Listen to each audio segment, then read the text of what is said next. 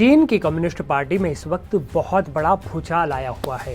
राष्ट्रपति Xi Jinping ने अपनी सेना यानी पीएलए के खिलाफ ऐसा कदम उठाया जिसने पूरी दुनिया को चौंका दिया। एक ऐसा कदम जो चीन के अंदर की उस बड़ी सच्चाई को सामने ला रहा है जिसे जिनपिंग हमेशा से छुपाते रहे या छिपाने की कोशिश करते रहे। आज हम आपको बताएंगे चीनी सेना के उन गद्दारों की कहानी जिन्हें जिनपिंग ने दी खौफनाक सजा। तो चलिए शुरू करते हैं पूरी खबर विस्तार से। नमस्ते, मैं हूं असीम और आप देख रहे हैं एनडीटीवी इंडिया। चीन ने एक अभूतपूर्व कदम उठाते हुए देश के नंबर 2 के जनरल समेत 7 बड़े अधिकारियों को बर्खास्त कर दिया। ये कोई मामूली अधिकारी नहीं है। इनमें से एक हैं केंद्रीय सैन्य आयोग यानी सीएमसी के उपाध्यक्ष हे वेइदोंग, जो राष्ट्रपति शी जिनपिंग के बाद सेना में दूसरे सबसे ताकतवर व्यक्ति थे। हे वेइदोंग को कम्युनिस्ट पार्टी और सेना से निष्कासित कर दिया गया।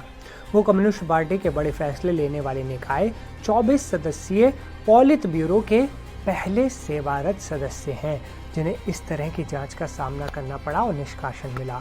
सोचिए, जिस शख्स को सेना में जिनपिंग के दाहिने हाथ के तौर पर देखा जाता था, आज उसे गद्दार करार देकर हटा दिया गया। चीनी रक्षा मंत्रालय ने खुद इस कार्रवाई को सार्वजनिक किया, जो अपने आप में दुर्लभ है। मंत्रालय के प्रवक्ता वरिष्ठ कर्नल झांग ने ये बताया कि 9 वरिष्ठ सैन्य अधिकारियों की जांच की गई और उन्हें दंडित किया गया। झांग ने शुक्रवार को एक मीडिया ब्रीफिंग में साफ कहा, इन 9 व्यक्तियों ने पार्टी अनुशासन का गंभीर उल्लंघन किया और कथित तौर पर गंभीर कर्तव्य संबंधी अपराध किए हैं। इसमें शामिल राशियां विशेष रूप से बहुत बड़ी हैं। अपराधों की प्रकृति बेहद गंभीर है और प्रभाव बेहद नकारात्मक है। ये बयान सीधे तौर पर शीर्ष अधिकारियों पर लगे भ्रष्टाचार के गंभीर आरोपों की तरफ इशारा करता है।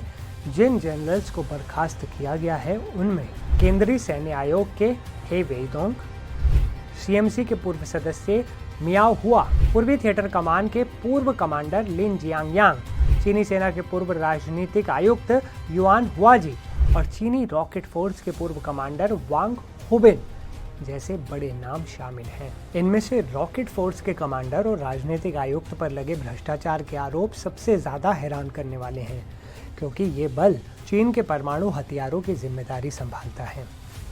हे वेइदोंग हटाए जाने वाले तीसरे सीएमसी सदस्य हैं। इन सब पर भ्रष्टाचार विरोधी अभियान के तहत कार्रवाई की गई है।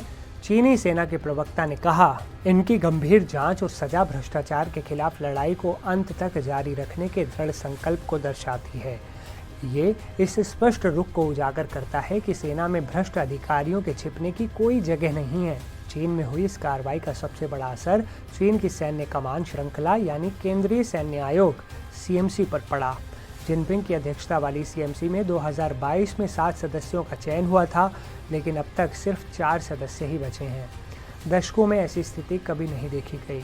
शी जिनपिंग के अलावा अब सिर्फ उपाध्यक्ष झांग युक्सिया और 2 अन्य सदस्य ही सीएमसी में शामिल हैं।